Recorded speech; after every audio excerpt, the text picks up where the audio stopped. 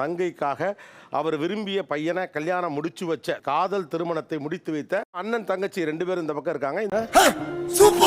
காதல்னு வர்றப்ப முதல்ல ஒரு பயம் வரும் இல்லையா? நீங்க காதலிக்கிறப்ப முதல்ல இது யாருக்கு தெரிஞ்சிடக்கூடாது ரொம்ப பயந்தீங்க. அப்படி கேளு.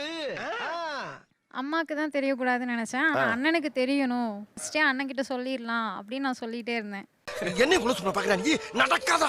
எப்படி அண்ணன் காதுக்கு போச்சு நீங்க காதலிக்கிறது? சும்மா ஃபோன் பேசிட்டு இருந்தோம். மாடியில் வச்சு அம்மா கரெக்டாக கிட்டாங்க. நான் கேட்குறப்போ இல்லை பொண்ணுக்கிட்ட தான் பேசுகிறேன் அப்படி சொல்லிட்டேன். What nonsense you are talking about me? ஒரு ஜென்டில்மேனை பார்த்து கேட்கிற கேள்வியா இது?